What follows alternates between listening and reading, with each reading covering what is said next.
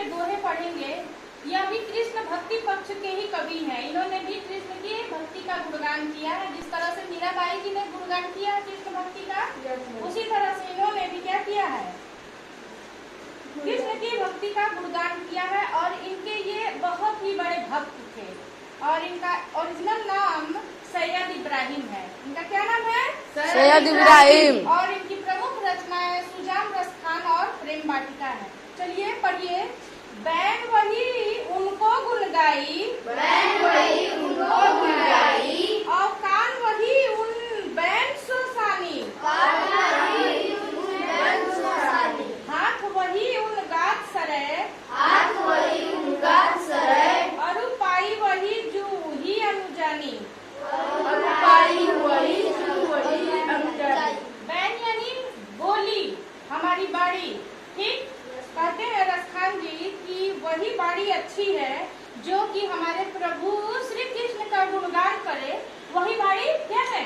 अच्छी है। और वही कान अच्छे हैं जो उस गुणगान को क्या करता है? सुनता है। और हाथ वही उन गात सरे, अरु पाई वही जू वही अनुजानी, और उनका भी शरीर सार्थक है जो कृष्ण भगवान की भक्ति करते हैं, उनका अनुसरण करते हैं।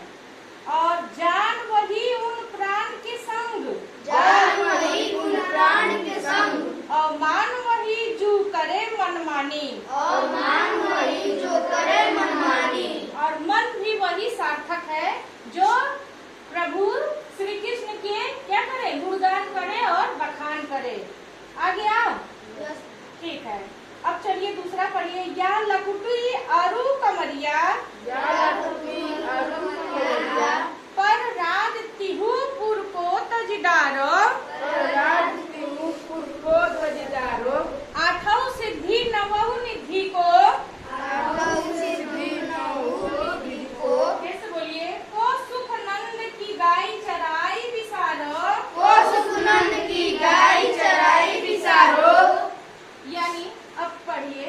या लकुटी अरु कमरिया, लकुटी मतलब लाठी, ठीक, और कमरिया मतलब कंबल। तो कृष्ण भगवान एक कंबल ओढ़े रहते हैं ना, गाय चराने जाते थे तो लाठी लेते थे। हाँ, तो वही कह रहे हैं कि जो कृष्ण जी की लाठी है और जो कंबल है उसपे पूरे तीनों लोग क्या है? मेछावर हैं। तीनों लोग तजदारो, तज माने दे देंगे हम, कि पूरे तीनों लोग उनकी कंबल और लाठी पे न्यौछावर कर रहे हैं। और आठाहु सिद्धि नव निधि को सुख नंद की गाय चराई विसारो, और उनके पिताजी जो नंद बाबा हैं उनकी ढेर सारी गाय हैं, उनको वो चराने के लिए दोनों भाई लोग जाते हैं, है ना, कृष्ण और बलदाऊ। तो कह रहे हैं कि आठों सिद्धियां और 9 निधि माना गया है कि सिद्धियां कितनी है? 8, और निधियां है 9। ये सारे 8 सिद्धि और 9 निधियों को हम उनके ऊपर, किनके ऊपर? कृष्ण और बलदाऊ के ऊपर न्यौछावर कर देंगे। जो नंद बाबा की गाय चराने में है वो उतना सुख 8 सिद्धि और 9 निधि में नहीं है जितना नंद बाबा की गाय चराने में है। आगे बात समझ में? क्या 8 सिद्धि और 9 निधियों का सुख भी नहीं है जितना कि नंद बाबा की गाय चराने में है। आगे बात क्लियर? अच्छा, रसखानी कबो इन आँखों सो, रसखानी कबो इन आँखों सो, ब्रज के वन बाग तड़ाग निहारो, ब्रज के वन बाग तड़ाग निहारो, कोटिक हो कल धौल के धाम, कोटिक हो कल धौल के धाम, करील के कुंजर ऊपर बारो, करील के कुंजर ऊपर बारो।